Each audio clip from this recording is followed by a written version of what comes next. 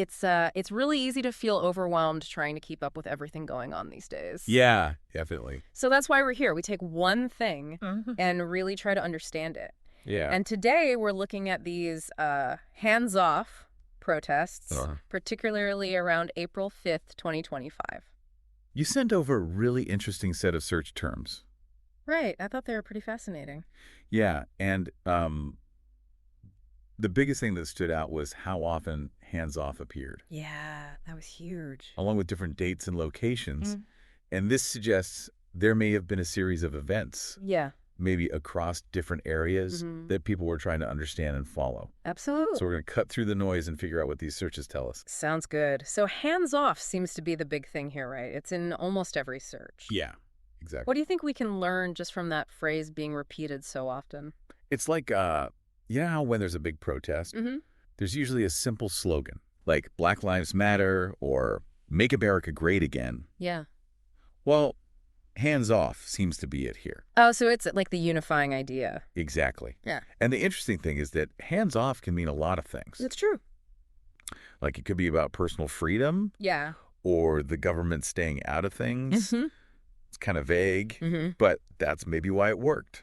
So a lot of different groups could all rally behind it. Exactly. Like they all wanted something. Yeah. But they wanted the government or whoever to keep their hands off. Right. And then there's this one date, April 5th, that pops up constantly. Right. April 5th. Like protest April 5 and April 5th protest and even D.C. protest April 5. Yeah. Looks like something big was planned for that day. What are some possible explanations for everyone focusing on that one date? Well, it could have been a big national day of protest. Okay. Like everyone decided that was the day to come together. Right. Or maybe there was a specific event planned in D.C. that everyone was going to go to.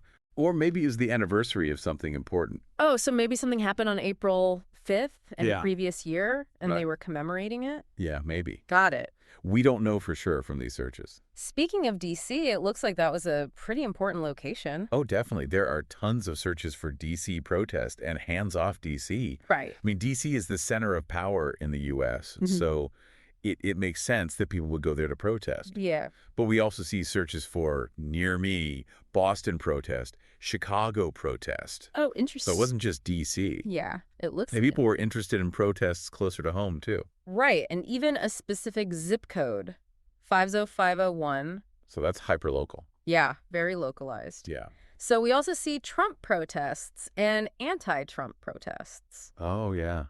That's interesting. So at least some of these hands-off protests had something to do with him. Definitely.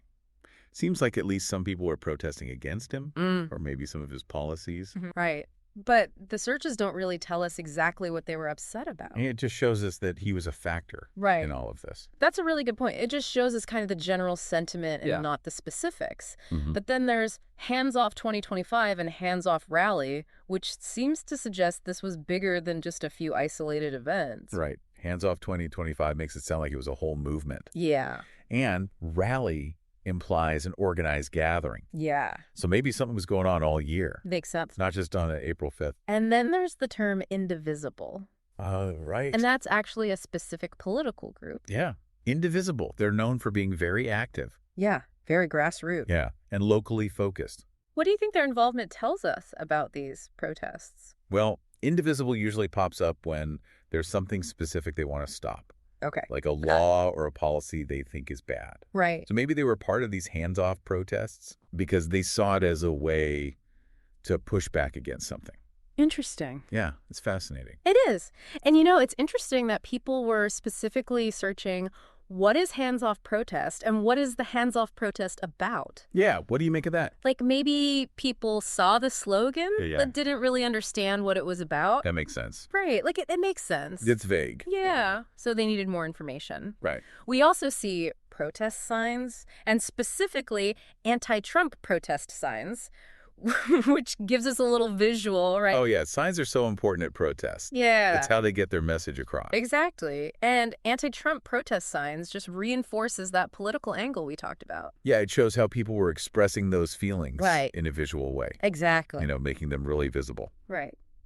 And lastly, we see the search term Axios. Right, Axios. Which suggests this news outlet was probably covering these protests. Yeah, Axios is a pretty big deal. So if they were writing about it, then these protests must have been pretty significant. Right. They wouldn't write about just anything. Exactly. They have to choose what to cover. Yeah. And so to wrap all of this up, these searches paint a picture of these widespread hands-off protests, especially around April 5th, 2025, with a lot happening in D.C. Right. And some of them were definitely connected to opposition to Trump. Definitely. And maybe even involved that indivisible group. Could be. But the specific issues behind all of this are still kind of a mystery. Exactly. But we have some of the pieces, but not the whole puzzle. We've got the when and the where, and some of the who. Right. But the why is still unclear. Exactly.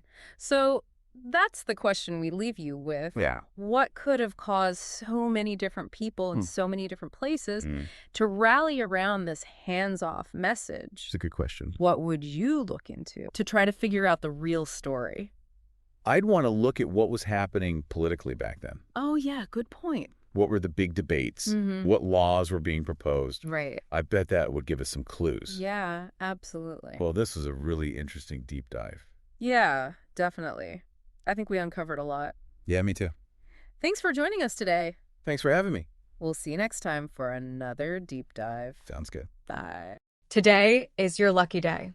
Today is the day that our $3 website works for you, paying you directly to your PayPal daily. Imagine $3 ongoing continuous payments to your PayPal account. Imagine falling asleep and waking up to $300 in your PayPal account. How would this make you feel? How could this help you? What bills could you pay? What kind of fun could you have? What does that retirement look like now? All for a one-time payment of $3. This website is DFY done for you, fully built and completely hosted, and never stops collecting payments for you. You have spent $3 on coffee on a regular, but that coffee won't help you create multiple streams of income. Click the link below.